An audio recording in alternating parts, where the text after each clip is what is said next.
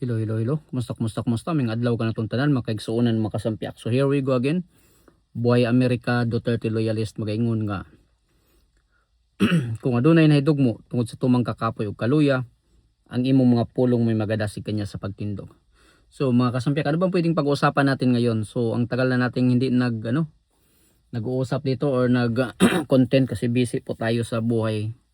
Kasi marami po tayong mga pinagagawa. Pero hindi ibig sabihin na nakalimot na tayo sa buhay politika. Kasi kahit ano pa mang sabihin natin o sabihin ng mga karamihan ng mga Pilipino, kahit mga kaibigan ko, sinabi nila na hindi na, baliwala na lang natin yung politika. Yung kasi laro lang yan ng mga politiko.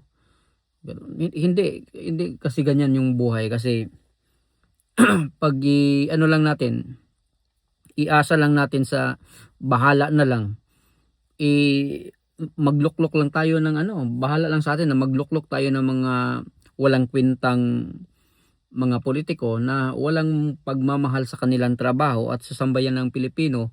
So ito ang mangyayari ngayon sa Pilipinas natin mahal. Makikita or nakikita naman natin kung ano yung mga nangyayari ngayon. Katulad ng mga matinding korupsyon na walang napapanagot.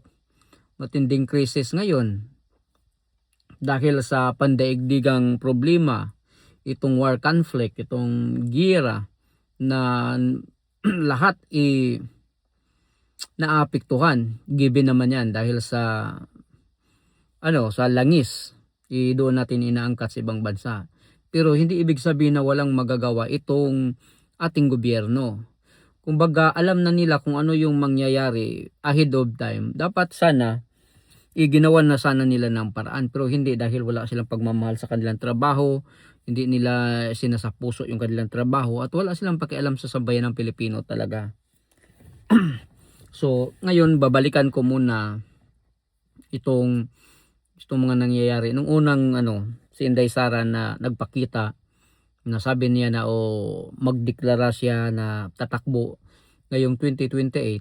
So maraming nagsasabi ano lang yan, sobrang aga, at yung iba nagsasabi din na okay, maganda din yan para maipakita ni Inday Sara na or makikita niya kung asan ba itong mga politiko, lalong-lalo na sa lower house, sa upper chamber. Makikita na kung kahit sa mga local sa mga municipalities, sa mga sa mga lokal, sa mga lower, sa mga kapitan, mga ganun. Kumbaga makikita na sino ba yung panig sa kanya, sino ba yung kalaban sa kanya, lalong-lalo na doon sa legislative, sa lower house at saka sa upper house, sa Senate, which is sila naman yung lalo na ngayon na nag-file sila ng impeachment trial. At ngayon doon sa lower house nag-semi-trial na sila na bawal man umano yan. Kasi ang Senado lang yung talagang pinahintulutan sa batas na gagawa niyan. Pero hindi, dahil sa galit sila kay Sara, kung kaya ganito ginigipit nila. Pero pagdating kay Marcos, no substance daw. Pero ang nakikita ko diyan, may substance talaga. Ang malita talaga ang may substance. Malaking substance kung kaya ginigipit si Inday Sara. So ngayon, nung sinabi ni Inday Sara na kahit ano pa man, kasi yung pangarap lang talaga niya na magiging mayor man lang, matupad niya yung 3 termino na magiging mayor doon sa Davao City. Pero ang nangyari, kahit ano pa namang kagustuhan niya, taliwas yung kagustuhan ng Panginoong Diyos, kasi kagustuhan ng mga tao, gusto siyang magiging presidente na susundan niya yung yapak ni Tatay Digong, which is totoo naman. So ngayon sinabi ni Inday Sara na kahit ano pa yung kagustuhan o laman ng puso mo at isip mo, pero taliwas sa yung kagustuhan ng Panginoon, ito yung talaga kagustuhan ng Panginoon. Totoo naman, kasi kahit myself may implication sa sarili ko, ma-implicate ko yung mga nangyayari din sa buhay ko. Kasi Kung alam ko lang na makapunta ako dito sa Amerika, di sana yung kagustuhan ko na anong kurso yung tinapos ko na magagamit ko dito, gano'n. Pero hindi, pero para talaga yung bula na tinutos ba at saan tayo mapunta, ganyan yung buhay. Kumbaga, yung purpose driven life ng ating buhay, yung director, yung Panginoon. So, para tayong barko, pero ganun pa man, kasi God directs, 'di ba? Tayo may parang tayo mga actors and actresses, we have roles, parang ano, parang drama lang, but we have our roles, and meron tayong roles to play, ganun. Ganun lang buhay, pero God directs the lives of everybody. Kumbaga parang kung sa barko pa, hindi natin makikita, hindi natin mapuntahan yung papuntahan natin kung wala tayong reference point, which is God. Ito yung gusto ng puso mo, pero ang kagustuhan ng Diyos, ito. Yung kaya sundan lang natin, or be ano lang tayo, be grateful na lang tayo kung anong ano talaga. Pero hindi din ibig sabihin na halimbawa may pangarap ka sa buhay mo, ito yung kagustuhan mo, pero dito ka napunta, sabi mo, okay na lang, dito na lang ako, hanggang dito na lang ako. Hindi ganyan, hindi na you have to stay on your comfort zone. Ganun. Ang ibig ko lang sabihin na gagawin mo rin ang lahat na makakaya mo, yung pagsisikap sa buhay. Pero kung ano man ang talaga tayo sa Diyos, meron kang papasalamat, gano'n. Kasi ganun talaga yung buhay natin eh. Kung kaya tayong mga tao, given na pag may mga problema tayo, ang dali nating mag-give up, ang dali nating magrereklamo. Tapos isisi pa natin sa Panginoong Diyos, gano'n. Isisi natin sa pamilya natin, sa mga magulang natin, hindi ko na nakamit itong kagustuhan ko dahil sa inyo, gano'n. Hindi yan, kasi yung Diyos talaga ang nagdirekta sa lahat. Yun yung may direktiba sa lahat man ng nangyayari sa buhay natin. Para tayong, as I said, para tayong mga actors, mga actresses, but we have two roles to play, gano'n lang tayo. Pero yung purpose, ang Ginoo or ang Panginoong Diyos Jesus talaga yung may direktiba sa lahat. So ngayon, dito tayo sa sa presidente nga nakaupo ngayon. Sabi, marami nagsasabi na may cancer, colon cancer, diverticulitis. Marami nagsasabi na karmal niyan, ganun. Ang masasabi ko lang sa buhay natin, yung karma is given yan. Sa buhay natin, if gagawa ka ng masama, masama din yung karmang babalik sa'yo. Kung good karma din babalik sa'yo. Ganyan talaga yan. Yan yung totoo dyan. Meron talagang good karma, merong bad karma. Kung kaya, wag kang gagawa ng do unto others if you don't want, ganun. Parang babalik yung ganung, salawik kain, ganun. Kasi kung ano yung ginagawa mo sa kapwa, ganun, babalik din talaga sa iyo yan. Kung gagawa ka ng magtatanim ka ng galit, magtatanim ka ng kabulastugan sa kapwa mo tao, babalik talaga yan sa iyo. Yan, kung baga bad karma ang babalik sa iyo. Kapag nagbibigay ka ng magandang ehemplo sa pagiging pagiging tao mo dito sa sosyedad, if you really a part of the society, or you want to be a bad example, kumbaga there's good and bad karma, ganun yung ibig sabihin niyan. So ngayon, itong presidente natin, inakusahan na na siya yung author ng pagnanakaw kasama yung pinsan niya.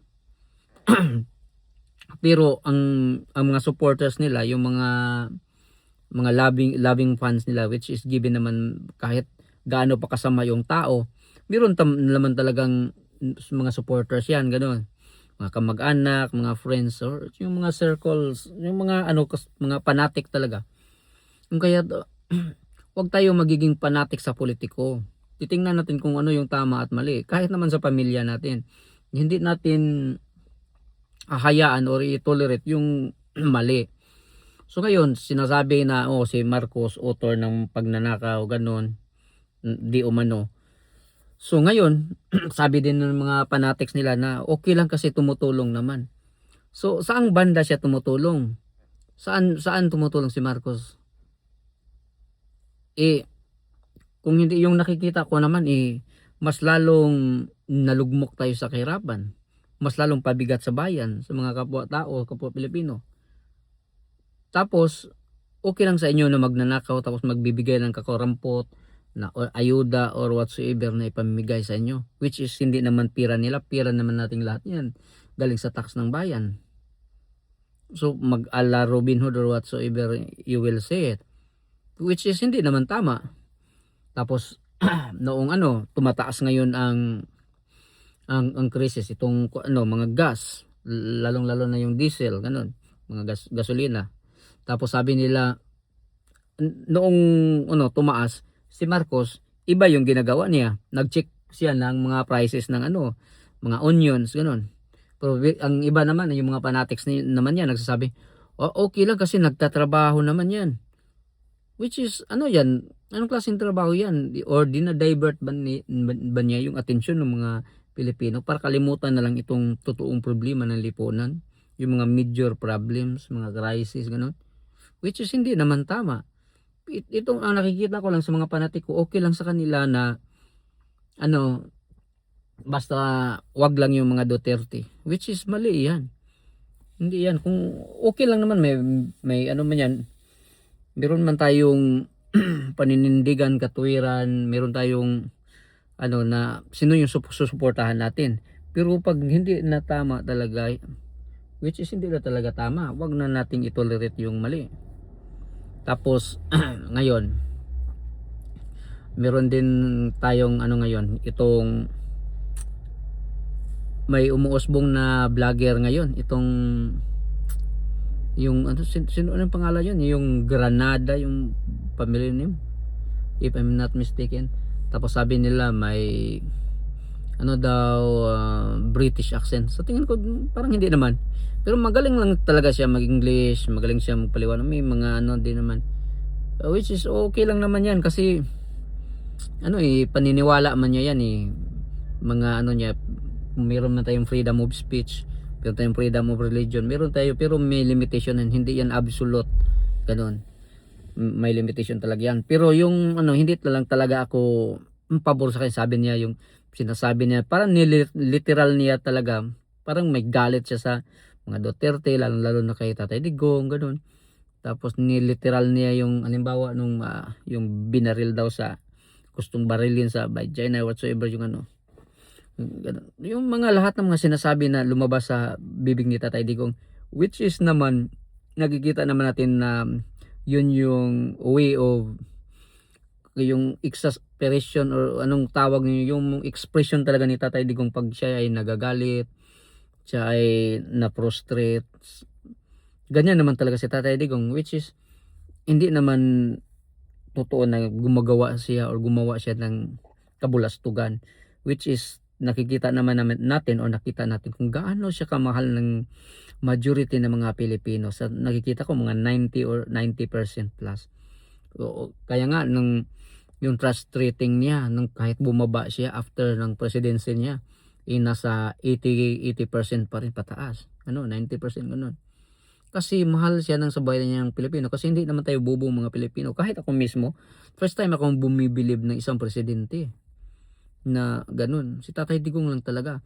Pag nag-speech siya, naiiyak talaga ako, kumbaga naipasok sa puso ko, sa isip ko na parang tatay natin, parang mga magulang natin na nagsasalita, yung tagos sa puso natin. Alam naman natin kung binubula tayo, hindi naman tayo bobo. Pero itong mga kalaban, itong mga kritiko, which is given naman yan kasi bayad naman yung iba kadalasan or karamihan sa kanila. Wala man yan sila pagmamahal sa bansa, o hindi man nila tinitingnan yung future ng bansa natin. Kung sa kanila yung watch is ngayon at sa ka-benepisyo for pansariling interest nila, di ba? Lahat ng mga kumakalaban ng mga Duterte is either dorogista, mga magnanakaw. Galit lang sila sa mga Duterte kasi hindi sila nakapagnakaw sa panahon ni Tatay Digong, or yung mga self-interest talaga nila na sila, napigilan sila sa panahon ni Tatay Digong. Yun yung totoo dyan. Huwag kayong itong magaling na vlogger, okay, believe naman ako magaling siya mag-English, magaling siya magpaliwanag, pero huwag kayo talagang magpa-deceive sa mga taong para si Satanas lang magaling di ba? Kahit ang Panginoong Diyos natin tinetempted pa nga niya Kaya hindi tayo magpa-deceive or hindi tayo magpapaniwala sa mga tao na magaling lang sa salita pero wala sa gawa at mali yung kanilang mga paniniwala. Tayo hindi naman tayo bobo, mayroon tayong mga common sense, di ba? Ayun. Kung kaya ako, para sa akin, wala na akong ibang pinagkatiwalaan pa kundi si Tatay Digong. Kung kaya ako, bubuto talaga ako kay Inday Sara Duterte sa 2028. Kasi yung legacy ni Tatay Digong, na ano, mas may nagsasabi pa nga mas pato si Inday Sara. At saka gusto nating mapanagot itong nakawan lalo na dyan sa flood control. Tapos yung pagdala nila ni Tatay Digong doon sa dahig na wala ng kasiguraduhan na makabalik pa na buhay. Na alam naman natin pagdating ng panahon, kasi siguro kahit si Tatay Digong sinabi na niya sa sarili na na-predict nga niya yung gas ngayon na nangyayaring crisis at na-predict din niya na kahit siya mismo ay makulong ganun. So balang araw magiging Jose Rizal din natin yan si Tatay Digong. Kasi nating tulos na natanda na siya. So sa tingin niya, sige, ito na yung kabayaran sa mga lahat ng mga ginagawa kong pagmamahal sa bayan. Pero hindi nyo talaga maano na itong ginagawa ko ay para sa bansa ko. Para sa mga anak ko, para sa mga kaapuhan ko, next generation, at para sa lahat ng sambayan ng Pilipino. O kaya ako, naiyak talaga ako sa nangyayari ngayon, sa nangyayari kay Tatay Digong. Pero wala tayong magagawa kundi dasal lang, pero hindi tayo mawalan ng pag-asa kasi ang Panginoong Diyos ay hindi tulog. So sa sinabi ko na if it's kung may ginawa kang tama, ginawa kang kabutihan, ang babalik sa iyo good karma. Pero pag gagawa ka ng kabulastugan, kasamaan, bad karma din ang babalik sa inyo. Kung kaya ako, malaki ang paniniwala ko talaga na si Tatay Digong ay makabalik pa rin dito sa diyan sa Pilipinas. Sana man lang kasi matanda na siya. Saka mayroon, alam naman natin yung mga matanda, madali na sila ma-stress, vulnerable sila sa mga lahat ng mga physical, mental ganun. Pero believe na lang talaga ako ni Tatay Digong na yung wisdom talaga niya very strong. Kasi alam mo naman na yung mga taong lumaki ng mga 80s, mga 70s, kahit mga 90s, mga matatag at matatapang talaga yan. Hindi katulad ng mga, I'm sorry to say that, itong mga Gen Z, itong mga bagong henerasyon ngayon, mga pabibi talaga, mga kunti lang problema, iyak, ganun, magdadamo, yung iba pagko magka-problema, nagpapatiwakal, ganun, suicide, which is hindi naman yan tama, ganun. Kung may problema, always go high up above. Talk to the person high up above. Yun lang ako, pag may problema ako na sa tingin ko hindi ko na makakaya, kinakausap ko lang Panginoong Diyos. Hindi naman ako po perfecto, marami akong flaws sa buhay, pero kinakausap ko. Hindi din ako nagsisimba ng ang tagal ko na hindi nakasimba. Kasi kahit sa simbahan ba naman, mabuwisit ka nitong mga pare na ultimo itong mga pare bayaran at nagpapagamit sa mga oligarko. So makikita natin talaga na maraming mga demonyo na nag-alatupa, lang, cloth as a sheep, pero yung mga gawa nila is kabulastugan, ganun. Pero tayo, meron tayong common sense, meron nakikita natin kung ano yung tama, hindi na nasa tamang kaisipan na tayo. Kung kaya't alam na natin yung talaga yung tama at mali, kahit yung pamamalakad ng bansa natin. Kung kaya't ako, ako mismo, nararamdaman ko yung nararamdaman ng karamihan ng sambayan ng Pilipino. Kung kaya't bakit mahal na mahal ko si Tatay Digong. Kasi parang mga magulang ko rin parang pamilya ko na pag nagsasalita, as I said earlier, na tago sa puso natin. Ganun, yung mga wisdom talaga niya. Ganun, hindi mo talaga mapantayan. Iba talaga si Tatay Digong, ibang iba. Kung kaya hindi natin ma-blame itong karamihan ng mga Pilipino. Kahit itong ICC, sabi nila bayaran ba yan na sarili nilang pira, gumagastos sila araw-araw bumisita kay Tatay Digong. Tapos ngayon, kahit wala sila ng jurisdiction, ay naglilite sila. So ngayon, mga kailan lalabas na yung resulta din yan sa kung ano yung ano nila, kasi nag-file ng ano na about sa jurisdiction ni Tatay Digong. Alam naman natin maraming mga ano na na-waive yung rights ni Tatay Digong, hindi pinagbigyan ng ICC. Interim release, maraming ano. So ngayon, as of now, ito nang ano na talaga yung no jurisdiction ng ICC.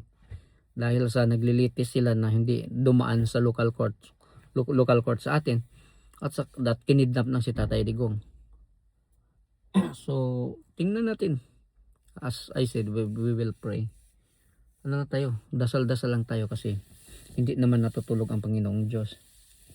Ako I believe makakabalik pa rin si Tatay Digong sa Pilipinas. Malaki yung kumpiyansa ko dyan, kasi sabi ko, ang good karma, pag good deeds din yung ginawa mo sa bansa mo, sa bayan, sa kapwa-tao mo. Ano yan eh. Tapos maraming ano, ito si Trillanes, itong mga kalaban, maghihimas-rihas talaga sila.